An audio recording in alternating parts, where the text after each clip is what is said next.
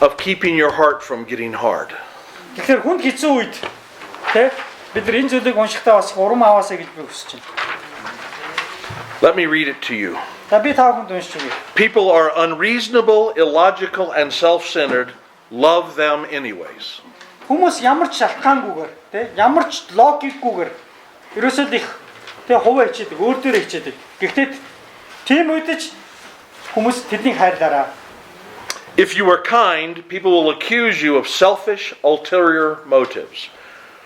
Be kind anyways. Хэрвээ та хүмүүс сайнаар ханддаг байхад хүмүүс таныг хуваа хичээсэн тэ өстой сонин одоо юутай мотивацтай хүн гэж таныг буруутгах юм бол яаж ч байсан тэдэнд сайнаар хандаарай гэж.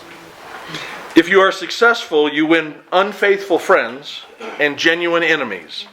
Succeed anyway. Хэрвээ та амжилттай байгаад тэ та итгэмжгүй найз нөхдүүдийгаа жинхэнэ дайсныгаа та ялах юм бол та ямар ч ихсэн урагшаа амжилт гаргаарай гэж. The good you do today will be forgotten tomorrow.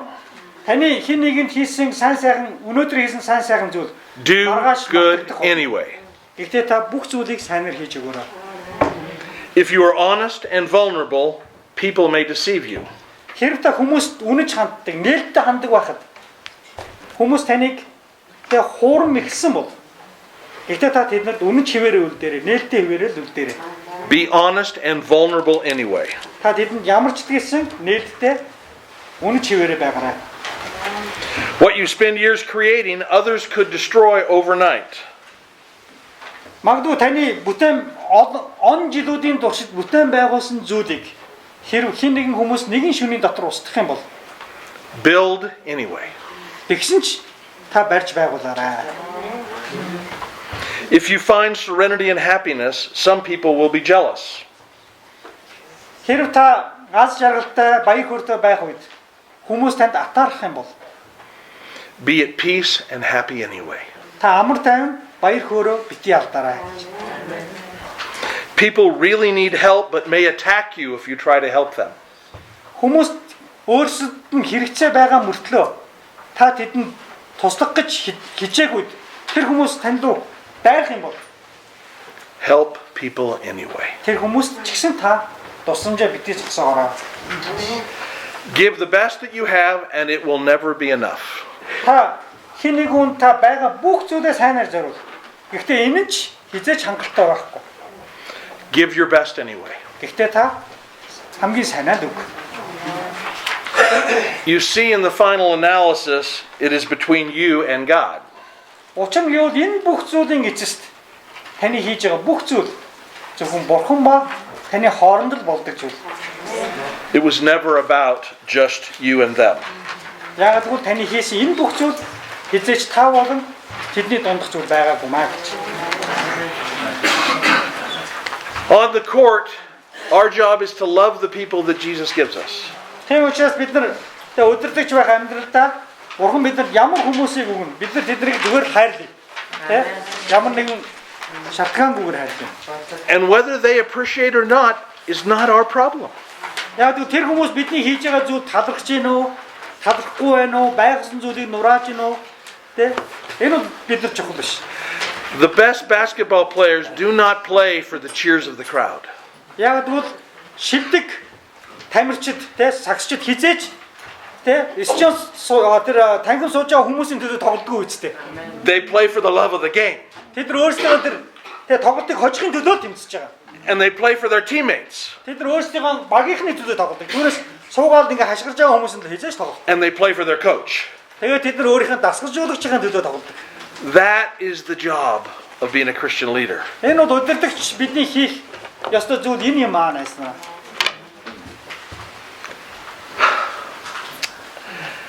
I want to look at a passage out of Romans 12 now for a moment. Romans 12, 3 and 4. Let Let me read it to you in English. For by the grace given to me, I say to every one of you, do not think of yourself more highly than you ought, but think with sober judgment in accordance with the measure of faith God has given you. Надад сойргсон нэгүслэр би та нарын дунд байгаа хүн болгонд хэлье. өөрийнхөө талаар бодох ёстойгоос илүүгээр бүү. Харин Бурхны хүн болгонд оногдуулсан итгэлийн хэмжээний дагуу эрүү сарууд ухаанаар бод. What God says is it doesn't matter how good a basketball player you are. Тэгээ бидний хэр зэрэг сакс тоглох нь биднэр чухал шүү байхгүй. Хэр зэрэг чадвартай байгаа нь чухал шүү. It doesn't matter how good a volleyball player you are. Та волейболыг хэр сайн тоглодгүй гэдэг нь чухал шүү. It doesn't matter how good you are in the arena. Та тэр яг тэр тоглолтын талбай дээр та амжилт гаргаж ийн үгүй юу гэдэг нь чухал биш. What God is measuring is one thing. Бурхан биднээс нэг л зүйлийг харахыг хүсэж байгаа. Our faith. Бидний итгэл. Бидний итгэл. Do not think more highly of yourself than you ought to think, but think with sober judgment in accordance of the measure of faith God has given you. Тэгсэндээ хүмүүс бидний талаар юу гэж бодож байгааг битгий бод. Өөрийнх нь талаар бодох ёстой зүйлээс илүүгээр битгий бод. Харин Бурханы биднэрт өгсөн итгэлийн хэмжээгээр бод гэж. So when I'm in the game, what I want to do is I want to trust Jesus. Тийм учраас би тэр тэмцэл донд. Өдөртөг хүний тэмцэл донд. Тэ? Би эзэн Есүст найдмаар байна. Amen. He says, do this, I do this. Тэр эзэн Есүс намайг үүнийг хийгүүл би хийн. If my coach says do that, I do that. Тэр миний дасгалжуулагч намайг чи тэгэрээ, тэг тоглооргүй би хийн үсттэй. Тэгж тоглоно. If my coach says sit and rest, I do that. Хэрвээ миний дасгалжуулагч за чи суу жоохон амаргүй би суун үсттэй. Эсвэл зүтгээ тоглоод ах юм уу? And if my coach says get off the bench and get in, I get in. Хэрвээ дасгалжуулагч чи бос хой тоглохгүй би босоо тоглоно үсттэй. Because faith is simply how much we trust Jesus. Тийм учраас бидний итгэл гэдэг бол бид нар хэр зэрэг эзэн Есүст итгэж байна гэдэг чинь их чухал. So when he tells us to do something, he measures me by how much faith I have in trusting him. Тийм учраас өдөртөгч бидний амьдралд бидний үйлчлэл гэдэг бол бид нар түүнд хэр зэрэг итгэж байгаа бидний итгэлийн хэмжээ маш их чухал байна. Part of the difficulty for many of us is that if we are honest, we are proud. Жишээлбэл бидний хувьд бол нэг том асуудал байгаа нь хэрвээ би одоо ямар нэгэн зүйл би үнэж байх юм бол I want people to respect me. бид нар ямар нэгэн зүйл бид нар үнэж байхад одоо энэ бол зарим бидний нөгөө бардам байдал хүргэж магадгүй зүйл. I want people to appreciate how great I am in the game.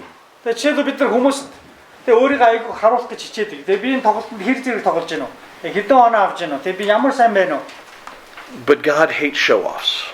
Гэтэ өндөө бол эзэн яг юм шоу итгэлийг бол итгэл дург ингээ өөрийгөө үзүүлдэг, харуулдаг. And he will not pass the ball to those who want to get glory for themselves. Яг тэгвэл бид нар тоглолтын донд тийм хүмүүс яа тэгэхээр бүх гол өөрөө хэмээр нь штэ. Хин нэг хүн бөмбөгөө дамжуулахгүй. Тэгэл би гол хэмээр. Би одоо ямар онцгой гэдгийг харуулдаг. Энэ бол яг саяхан Ромын 12 дугаар бүлгээр хэлсэн. This morning I shared how I got angry in church and how God had to teach me the lesson that I have known many, many times again. Тэгээ энэ өглөө би бас танад хуваалцсан. Тэгээ эзэн бурхан надад нэг том хичээл заасан. Тэгээ үнэхээр цуглаан дээр би яаж ууралж яаж өөртөө тэмцэн тухай ярьсан байгаа шүү дээ. Do you think I am a bad pastor? Би уурлаад өөртөө тэмцсэн учраас та нар намайг энэ юу муу пастор байна гэж бодсон уу? Even though I had a moment where I was angry at someone in the sound booth? Тэгээ яг тэр мөчтөж гисэн одоо дууныхаа үгийг одоо бүтэн гаргацгаагүй тэр хүнийг ингэж уурж бодсноо ярих та нар намайг ер нь их жоохон муу пастор гэж бодсон уу юу? Why do you not think I'm a bad pastor? Яагаад та нар намайг муу пастор гэж ер нь бодоогүй? Би уурсан шүү дээ гэж байна.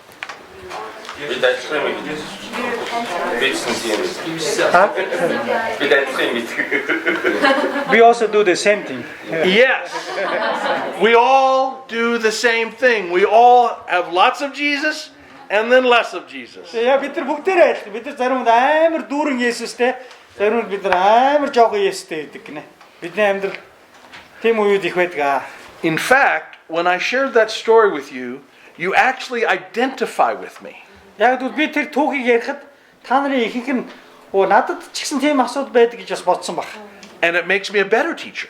Тэнгүү та нар ой жоо гайгүй заашгүй нөхөр ээшээ гэж бодсон юм гэдэг. And when I was broken before the Lord in the pulpit, I was a better preacher. Тэгээ яг тэгвэл би эзний өмнө гимшээ, тэ эзний өмнө тэр асуудалтайгаа тэмцээд, тэ эзний өмнө ингээд уучлахгүйсний дараа би нөгөө номлох гэж гарахтаа би бол өөрийгөө арай сайн пастор болсон гэж бодсон байгаа. I think that there is a power that we are missing sometimes that Jesus had.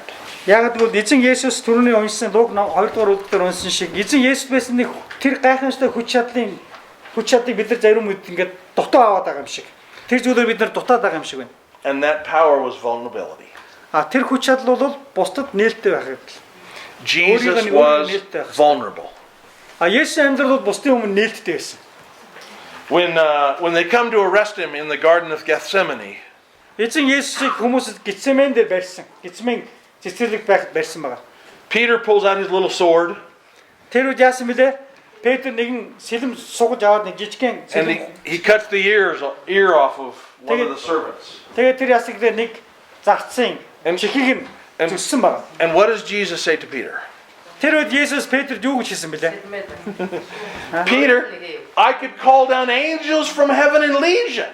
I have the armies of heaven at my back. If I wanted to fight, I could fight. Тэгээ Есүс юу гэж хэлсэн гэдэг Петр чи юу хийж байгаа юм бэ? Тэгээ өнөөдөр миний тал бурхан эцэг надад Тэнгэрийн мянган дайчдыг илгээсэн ч чадна. Хэрвээ би яг одоо залбирах юм бол тий Тэнгэрээс мянган тэнгэр ичнэр буугаад энэ газрыг устгах чадна. Гэхдээ би бол үүнийг хийхгүй гэж хэлсэн баг. But Jesus was vulnerable. Есүс бусдын өмнө нээлттэй хизээч тий одоо He chose to be humble and сул дорой гэсэн үг тий сул дорой байсан. I think that we miss that there is a power in just. Амьдрал нээлттэй байх үед бидний өмнө одоо юу гэдэг нь бусдад бид нар яг үнэн амьдралаа нээх мөчөд бид нар нөгөө талаар эргээд бид нар өөрсдөө унах сул дорой байлд орох магадaltaй. Isn't it interesting that God warns us not to think too highly of ourselves? Тэ учраас Ром номын 12 дугаар бүлэг дээр юу гэсэхээр айгүй чухал үгийг хэлсэн та нар өөрсдийгөө тэ байгаа байдлаасаа илүү бити дээгүүр одоороо. Тэгээ та нар бол унах магадaltaй. Why does he warn us? Because we do it all the time. Яагаад гэвэл бид нар тэгээ хизээч хүнд өвчтөд орж магадгүй. I want to read a quote here on vulnerability from an author called Brené Brown, and this is what it says. Та эхний уусны доор яг энэ сул дорой нээлттэй байдал яг энэ доор нэгдүгээр зүйл дээр би ишлэл татсан байна. When you don't care at all about what people think, you lose your capacity for connection. When you care too much about what people think, you lose your capacity to be vulnerable. За ингэж хүмүүс I'm vulnerable яа. Хүмүүс юу гэж бодож байгааг тэгээ та хэрвээ бодохгүй байх юм бол та хүмүүстэй холбогдох тэр чадвараа алддаг. Хүмүүс юу гэж бодож байгааг та дэндүү ихээр бодоод байх юм бол та хүмүүст нээлттэй харьцах байдлаа ч гэсэн алдаж чадна гэж. Flip your page. Бүгдээр эргүүлж харъя нэг зураг байна.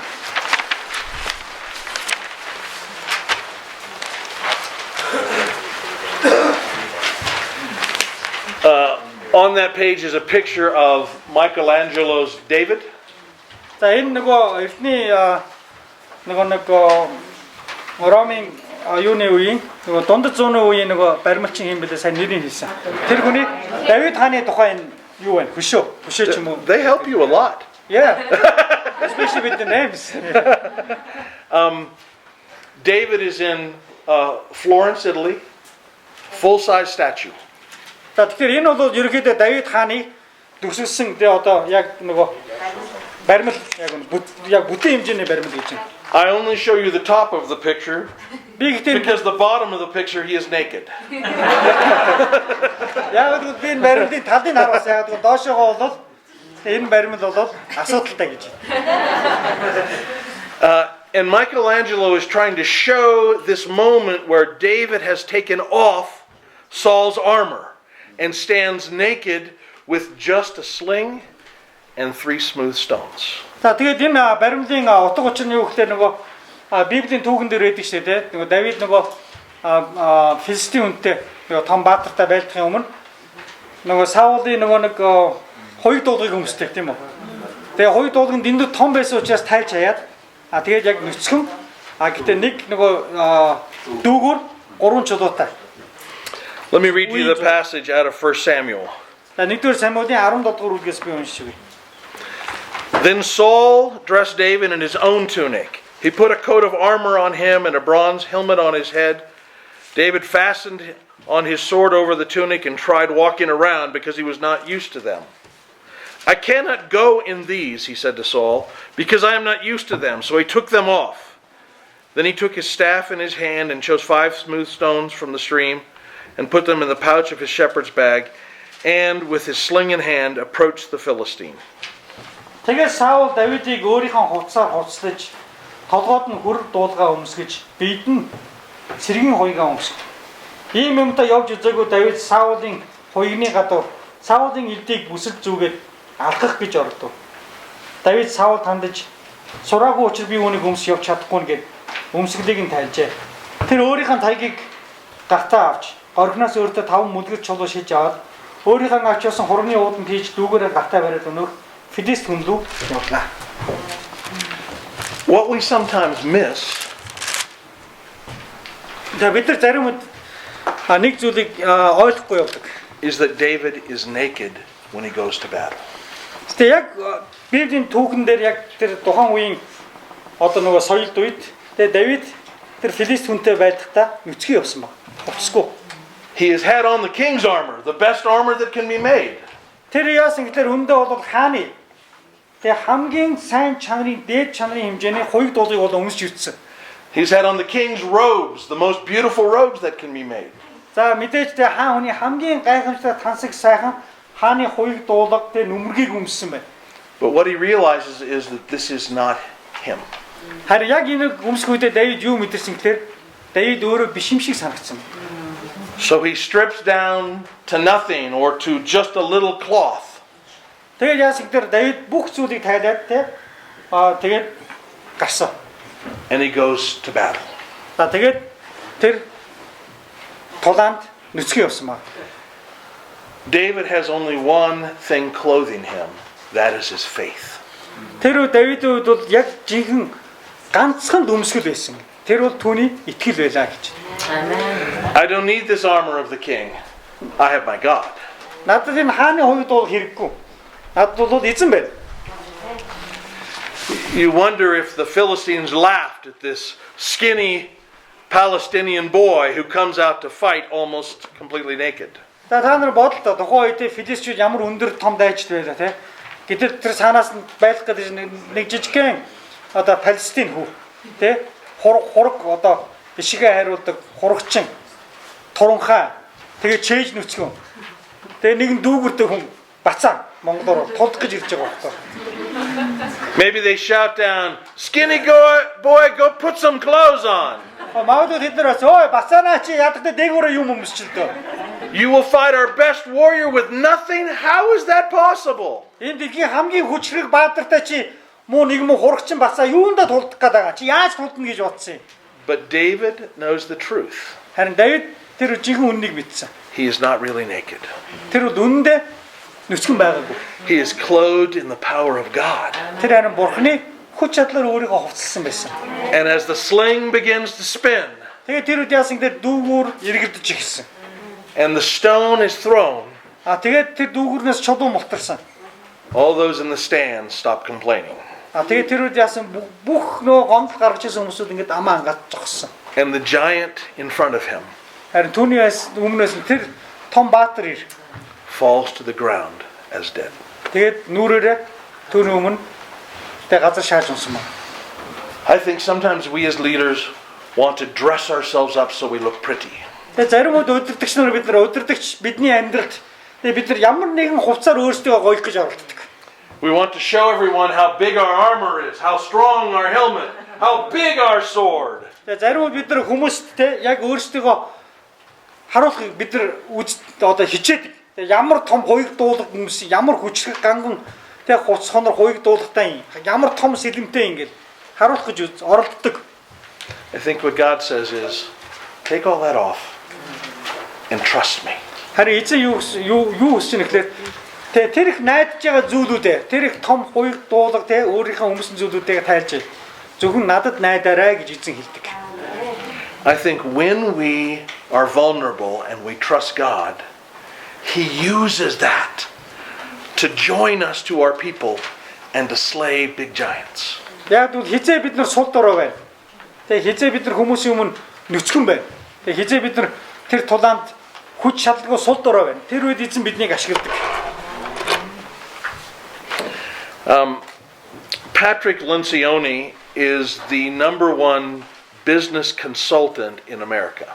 За бидний дараагийн жишээ татах те одоо хүн бол Patrick Lencioni гэж хүн байна. Америкийн одоо нэг амжилттай бизнесийн зөвлөгөө өгдөг хүн. And he has written a book with the odd title Getting Naked. Тэгээд тэр нэгэн сонин тэ одоо номын нэртэй тийм ном бичсэн. Тэр нь болохоор нүцгэн болох гэдэг ном. And it is one of the best-selling books to all the business leaders in America. За тэгсэн чи яасан гэхээр энэ ном нь тун удалгүй Америкийн одоо бизнес хийж байгаа удирдлагуудад одоо тэр нэг бестселлер болсон байна. Хамгийн одоо шилдэг ном болсон. And in this book he has a very simple premise. We need to stop pretending to be armored and great. Тэгээд энэ номон дээр нэг чухал хэсгээр бичсэн. Бид нар хуурамч хоёрд дуулгыг өмсөх хэрэггүй. Тэгээд бид нар өөртөө таахгүй хоёрд дуулгыг нэг зөөх гэдэг хэрэггүй. We need to be vulnerable. Бид нар зөвхөн байгаагаараа л байх хэрэгтэй. Тэгээд бид нар байгаар сул дорой бид нар түүгээрээ л байх хэрэгтэй. And he says that if we are vulnerable as leaders, people will resonate with our truth. Яг тэгвэл удирдлагч бид нар хүмүүсийн өмнө нээлттэй байх үед. Тэгээд бидний амьдрал тэдний өмнө ингээд нүдэнд нь нийл байх үед. Тэгээд хүмүүс илүү удирдлагч нартай найддаг, итгэдэг, хүлээн зөвшөөрдөг. When we are humble, God embodies what we do. Яг тэгвэл бид сул дорой байх үедээ бид нар яг байгаагаараа байх үед эзэн биднийг хүчрхжүүлэх болно гэж. It says in Philippians 2 that Jesus did not consider his Godhead something to be grasped or clung to, but emptied himself, taking on the form of a servant or slave. Тэгээ Паул багш Филиппо номын 2 дугаар бүлэг дээр хэлсэн. Тэгээ эзэн Есүс өөрөө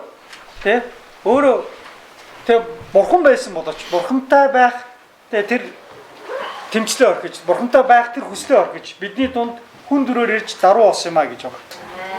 That passage starts with this phrase, have this attitude in you that was also in Christ Jesus. Тэгээ яг тэр ишлэл юу гэж эхлэх вэхээр Христэд байсан яг тэр одоо хандлагыг өөртөө бий болгоо гэж хэлсэн байна.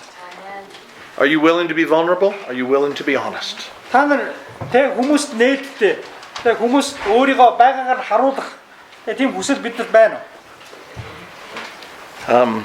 Let me read to you this quote from Lencioni. It says this. За Lencioni-гийн энэ иш татсан зүйлийг бүгдээ уншия. Vulnerability.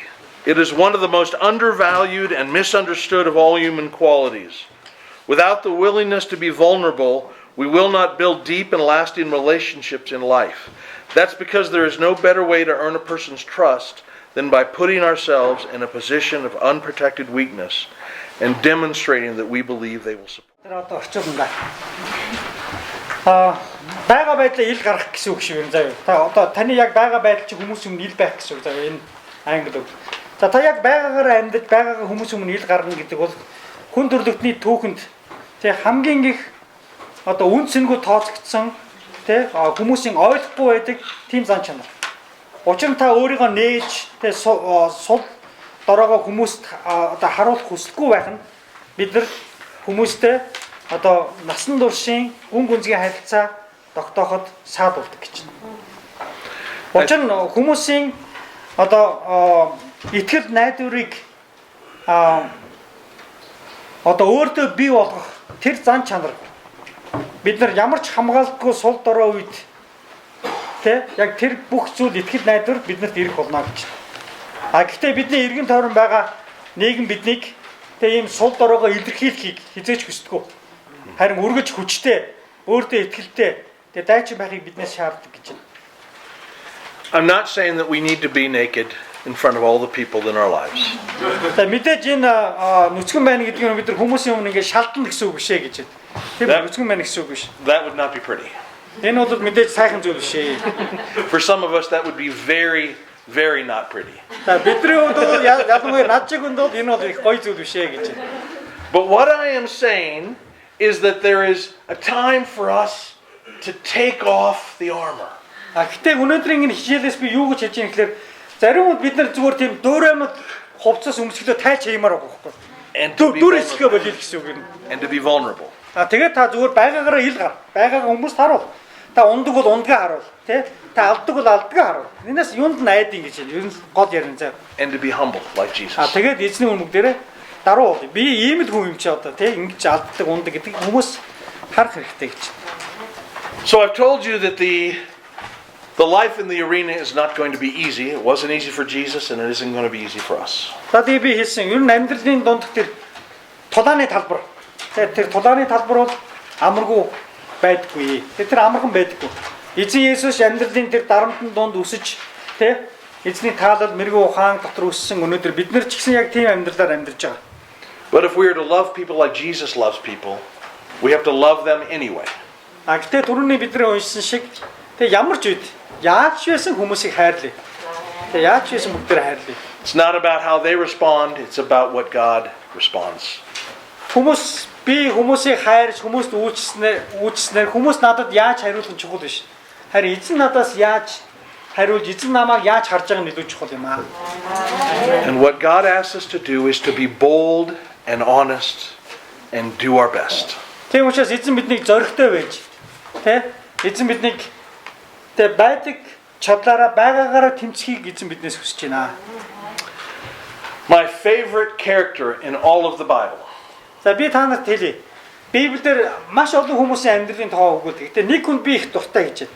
Is a man called Eleazar, the son of Dodai. За энэ хүн бол Додайгийн хүү Элизар гэдэг хүн байна.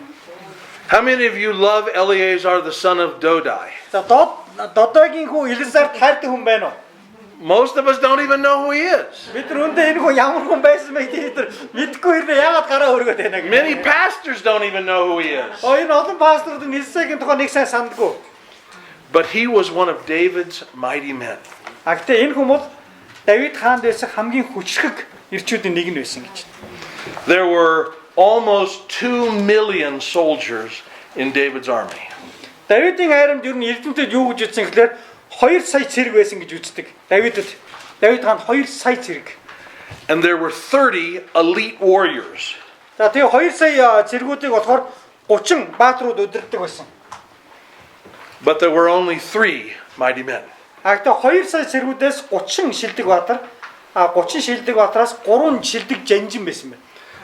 Үрлэг жанжин, 3 үрлэг жанжин. Only 3 who David trusted completely. Нэгсэндээ тэр 2 сая цэргүүдээс тэгээ Давид өстө өхөн өгтлээ одоо найдаж чадсан 3 үрлэг жанжин байгаа. Why was Eleazar a mighty man? Яагаад Элизар тийм хүчрхэг үрлэг жанжин байсан бэ? The story is in 2 Samuel 23. Энэ тухай 2 дугаар Самуэлийн 23 дугаар үлдээр бичсэн байна. And this is what it says.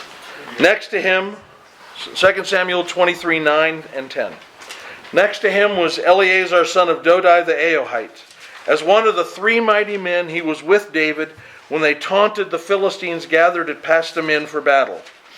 Then the men of Israel retreated, but he stood his ground and struck down the Philistines till his hand grew tired and froze to the sword. The Lord brought about a great victory that day, and the troops returned to Eleazar, but only to strip the dead. Мөнөх 3 үрлэг жанжны донд удаа хүн нь Оохогийн хүн, Додогийн хүн Элизар байлаа. Тэрээр тулдгаар цугларсан филистчүүдийг доромжлох үед Давид хаантай хамт байсан юм. Израилийн ирчүүд хоошоо ухран явхад ганцхан Элизар босон зогсож гараа эцэж цуцтлан гар нь бүр элдэнд гар нь наалдан салахгүй ботлоо. Филистчүүдийг цохиж алсан юм. Эзэн тэр өдөр их ялтыг авчирсан бөгөөд түүний араас хүмүүс буцсан ирсэн нь зөвхөн алагдсан хүмүүсийн хүүрийг сөлөмхийн тулд байлаа гэж. Let me tell you the story again. За би энэ түүхийг та нарт ярьж өгье. David is once again fighting the Philistines 20 years later from facing them the first time. За нэгсэндээ Давид хаан түрүүнд нөгөө залуу байхдаа тий Саул хааны хайрамд филистичүүдэд тулдсан. Яг түүнээс хойш 20 жилийн дараа Давид хаан дахиад филистичүүдэд тулдж байгаа. Now David is no longer a boy, he is a man and the king. За энэ үед Давид бол хурагчин хүү байгаагүй. 20 жилийн дараа гэхэд Давид айл хэдийн хаан болцсон, өөрийн гэсэн айрамтай, өөрийн гэсэн цэргүүдтэй хоёуг дуулахтай болсон. And they are standing, we're told in other scriptures, in a field of beans, and the Philistines are on the ridge above them. За тэгээд Библийн нөгөө эсдэр яг энэ тулааны тухай бичдэг. Тэднээс тэр нөгөө хүндид тулдгаар ирсэн. Хүндийн доод хэсэгт Израильч цугларсан. Харин тэр хүндийн яг тэр дээшээ жоохон толгодын орой дээр филистичүүд зогсчихсан. And David is taunting the Philistines, saying, I took you down without any armor and without a sword. How dare you think you can have this land? Тэгээд тэр хүндид байсан, тэг хүндийн дор байсан Давид хаан филистичүүд рүү хандаж хэлсэн байна. Би та нарыг сэлэмгүй жадгүйгээр би та нарыг бүгдийг устгаж чадна. Та нар яаж энэ газрыг эзлэн гэж бодож байна вэ? Яаж тэгж чадж байна гэж бодсон байна. Хэлсэн байна. The field that he's standing in is one that God has given to him. Яг л тэр Давидын зогсож байсан тэр газар нутгууд эзний амлсан газар нутаг. And he says to the Philistines, you cannot have this land. Тэгээд Давид хаанаас та нар бурхны бидний төгсөн энэ газрыг та нар хизээг эзэлж чадахгүй. And he gets the Philistines angry. Тэр мэдээж яг филистичүүд дуур нь буцлаа шүү дээ. And they charge down the hill. Тэгээд тэд нар яасан? Тэгэхээр Давидын хааны эсрэг, Давид хааны одоо нөгөө айрмирны эсрэг уулнаас доош тал руу орж ирсэн байна. And what does David's army do? Харин тэгсэн чинь Давидын айрам, цэргийн айрам яасан бэ? It runs away. Тэд нар бүгдээр тийм их цэргүүдийг хараад хойшоо зүгтаасан байна. Ухарсан. David says this field is God's, you cannot have it. Давид юу гэсэн бэ? Энэ бол бурхны биднэрт өгсөн газар нутаг. Та нар хизээж авч чадахгүй гэж хэлсэн байна. And all the soldiers around him say, too many, we're gone. Гэтэ түүний иргэн дөрөн байсан цэргүүд яасан гэхээр энэ биднээс дэндүү хүчтэй олон айран байна. Бид нар юу ч чадахгүй энэ буцъя гэд хааныгаа орхиод зүгтаасан байна. Everyone runs away. Бүх хүмүүс зүгтаасан. But David, харин Давид who stands his ground, өөрийнхөө тэр and зогссон draws his sword, газар дээр гараад сэлмээ гаргаад and the whole Philistine army runs at him. тэр одоо филист цэргүүд айрмууд түүний эсрэг ирсэн. And then David feels a bump at his shoulder. Харин яг тэр үед тэр мөрөн дээр нэг юм зогх шиг болсон байна. It is Eleazar, son of Dodai. Харин энэ бол Додогийн хүү Элизар байлаа. He doesn't know if he's going to live or die. Элизар амьд байх уу, тэр өдөр амьд байх уу, үхгүй гэдгийг мэдээгүй. But he will not leave his king. Харин тэр нэг л зүйлийг мэдсэн. Хизээч өөрийнхөө хааныг орхихгүй гэж. He is my favorite character because it doesn't matter what things look like. He will stay with his king. Яагаад би энэ хүн дуртай гэхлээр тэ Библиэр хэлдэг олон бааtruуд, олон хүмүүсийн тухай гардаг. Энэ хүн нэг л чухал зүйл. Энэ бол хизээч өөрийн хааныг орхихгүй гэж шийдсэн байна. It says, but he stood his ground and struck down the Philistines. Тэр боссон. Тэгэд филистичүүдтэй байлцсан. What happens is David and Eleazar stand back to back, and every Philistine that comes at them, they slay. Тэгэд тэр үеэсгээр Давид Элизар хоёулаа нуруугаа нийлүүлээд зогссон. Тэгэл филистичүүд ингээд ирээл тулахад тэр бол бүгдийг залцсан байгаа. And soon the pile of dead gets bigger and bigger around them. Тэгэл тэдний эргэн тойрон өгсөн хүмүүсийн овоо босож эхэлнэ эцтэй. And because David has Eleazar, he is protected. Яг тэгвэл Давидын нуруу хийн хамгаалсан? Элизар хамгаалсан. And because Eleazar has David, he is protected. Харин Элизарын нурууг нөгөө талын хийн хамгаалсан? Давид хамгаалсан. And they stand until the Philistines run away. Тэгээд тэд нар бүр филистичүүд тэр их өгсөн цэргүүдийг хараад бүр айд зогтог хүртлээ тэрээр зогссон байна. 10,000 Philistines against 2 men of God. Энэ үед 10,000 филистичүүд Бурхны 2 хүний эсрэг дайрчсан ба. Яг энэ үед энэ тулаанд 10,000. I love Eleazar. Би Элизард бол дуртай. It says he fights till his hand cramps to the sword. Юу гэж хэлсэн гэдэг би Элсаар их дуртай. Библиэр тэ ямар ч утга учиргүй бичээгүй. Элсарын бүр гар нь цуцаж бүр элдэндээ наалдад тулцсан гэж штэ. Бүр элдэндээ ингээ гар нь наалдсан гэж байгаа. It doesn't matter how hard it gets. Ямар тэ тулаан хэцүү болох нь чухал биш. He will not quit. Хамгийн чухал зүйл нь тэр хизээч тулаанаас ухраагүй. Doesn't matter how many enemies are against him. Ямар их дайсан түүний эсрэг ирж байгаа нь бол чухал биш. He will not run away. Тэр хизээч зүхдахгүй гэдгийг л мэдчихсэн. He is committed to his king. Яг л тэр өөрийнхөө хаанд үнэнч байсан. And we are told that the Lord brought about a great victory that day. Тэгсэн чинь Библиэр юу гэсэн гэхээр эзэн Somehow ялтыг авчирсан гэж байгаа шүү дээ. Эзэн авчирсан байна. Үсээгүй.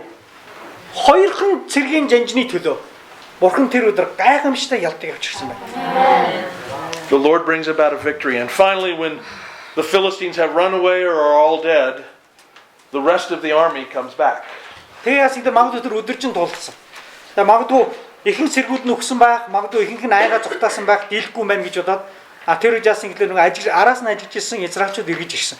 And we are told there's nothing for them to do but to take the swords from the dead Philistines. Харин тэгээ тэд нар юу хийсэн гэхлээр тулдах гэж биш. Харин өгсөн филистичүүдийн гарнаас нь зэвсгийг нь хураахын тулд ирсэн байна. And I have this picture in my mind of the troops saying, "We wish we would have stayed." Тэгээд би яг юм зураглалыг би тэг өргөж толгойдоо бодож явдаг. Өдөрдөж бидний өд. Тэг бид нар ингэж тулдах юмсан. Because God brought about a great victory. Яг бол бид нар хизээч бууж өгөхгүй гэж шийдсэн үед We could have, ялтыг заавал авчрах болно. we could have been here. Тийм учраас бид нар энэ тимэд бол бид нар энд байна. We could have been in the arena. Тэгээ бид нар тэр тэмцлийн тэр тулааны талбар донд бид нар байх болно. We could have been in the game. Тэгээ бид нар энэ яг энэ тоглолтын дунд байж болно. Instead, we all ran to the stands. Гэхдээ зарим үед бид нар тэр болгоныг орхоод аргашаа цухтаадаг. I hunger to be a person like Eleazar, son of Dodai. Би үнэхээр Додогийн хүү Элзар шиг л эзэнд үйлчлэн байна. I want to finish the race. Би үнэхээр өөрийнхөө гүйж байгаа энэ замаа дуусгамаар байна. I want to do what God has laid before me to do. Эзэн миний амьдралд өчүүхэн энэ цөөхөн жилийн амьдралд эзэн надад яг юу өгсөн? Би түүнийг дуусгамаар байна. I want you to be people like Eleazar, son of Dodai. Би ч гэсэн та нар яг Элзар шиг хизээч бууж өгдгүү. Эзэн хааныхаа төлөө тэг үнэнч байгаасаа гэж хүсэж байна. I want you to be mighty men and mighty women of God. Би та нарыг Бурхны жинхэнэ ир хүн, жинхэнэ эмгтээчүүд байгаасаа гэж хүсэж байна. I want you to be people who are so committed to your king that you will not leave him. Та нар тэ өөрсдийнхээ Бурхан эзэнд тэр хаанда үнэнч Элзар шиг үнэнч үлдээсэй гэж хүсэж байна. Because if you have Jesus with you, Учир нь эзэн Есүс бидэнд байгаа тохиолдолд you cannot lose. бид нар хизээч тулдаанд ялагдахгүй. And God brought about a great victory that day. Яг тэгвэл эзэн тэр өдөр ялтыг авчирсан юм аа гэсэн байна. One day we will all be together again. За бид нар нэгэн цагт эргээд уулзнаа бүгдээрээ. It may be next year in Seattle, Магадгүй нэг жил эх жил бүгдээрээ Сиэтл уулзч магадгүй. or it may be at the eastern gate of the New Jerusalem in heaven. За магадгүй эсвэл шинэ Иерусалимийн зүүн хаалган дээр уулзч магадгүй гэж байна. Тэнгэрийн улсад. But we will all be together. Гэхдээ бид нэгэн өдөр хамт цуглах болно. And on that day, I want you to tell me your story Тэр өдөр та нар надад өөрсдийн түүхийг яриарай. of your field of beans Тэгээ та нар тэр яг тэр тулааны талбарын And how- талбарт түүхийг надад яриарай. and how you stood your ground Та яг өөрийнхөө тэр тулаанд зогссон түүхийг надад яриасаа гэж хүсэж байна. and how you held on to your faith Та яаж өөрийнхөө итгэлд үнэж байсан бэ гэдгийг яриасаа гэж хүсэж байна. and how you would not leave your king. Та өөрийнхөө хааныг орхиогүй түүхийг надад яриасаа гэж би хүсэж байна. And then I want you to tell me about the great victory God brought about in your church, in your city, in your land. I want to hear those stories from you, for you are God's mighty men. Та амьдралын энэ тулааныг орхиогүй учраас, хизээч бууж өгөөгүй учраас Бурхан таны цуглаан, таны гэрүүл, таны хот, таны чуулган ямар ялтыг авчирсныг надад яриасаа гэж би хүсэж байна. Let's pray. За хамт залбирцгаая.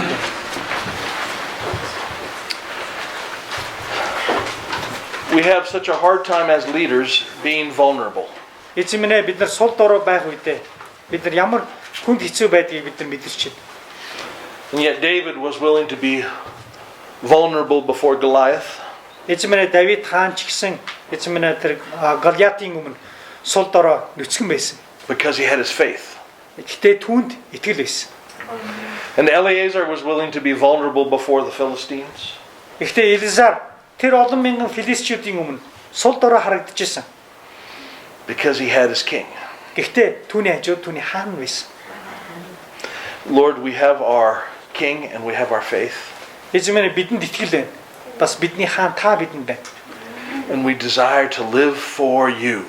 Бид таны төлөө үлдсэн амьдралаа зориулахыг хүсэж байна. Whatever field you have put us in, Lord, Эзэмнээ та биднийг амьдралын ямар ч нөхцөл байдал тулаан тавьсан ч байна. help us to stand firm Бидэнд тэр газраа босож зогсох хүчийг өгөөч. and to do your will Тэгээ таны хүслийг хийхэд туслаач. to the very end. Эзэмнээ төгсгөл хүртэл үнэнч байхад туслаач. Амен. Amen. What I would like you to do for a few minutes is pair up again, and I don't have a sheet for you, but I want to ask you a question. За би үлдсэн хэдэн минутанд та бүхнээс асуулт асуумаар байна гэж байна. And here's the question. За ямар асуулт вэ гэвэл Why is it so hard to be vulnerable as a leader? өдөртөгч хүн үед өөрийгөө байгаа байдлаар илэрхийлэх нь яагаад хэцүү байдаг вэ? Өөрийгөө байгаа байдлыг бусдад харуулах нь яагаад хэцүү байдаг вэ? What would your friends say if somebody asked them, why is it hard to be vulnerable? Тэр таны найз ч юм уу хэн нэгэн тань дээр ирээдгүй та яагаад өөрийнхөө сул дорой байдлыг одоо байгаа нөхцөл байдлыг хүнд харуулж байгаа юм бэ гэж юу гэж хэлэх вэ? So in groups of 2 or 3, like before, За яг түрүүний шиг 2-оос 3 болоод why is it so hard to be vulnerable? үнэхээр одоо өөрийнхөө байгаа байдлыг илэрхийлэх нь яагаад хэцүү вэ гэдгийг бүгд яриа. Бид нар нэгэсэндээ нөгөө мууган харуулах дурггүй шүү дээ, тийм. And then I want you to pray for each other. Тэгээ бүгдээрээ биенийхэн талаа хамт залбираарай. God, help them be vulnerable. Тэгээд эзэн бидний тэр сул дорой байдлаар дамжуулан ялтыг авчрах болтугай гэж. Okay?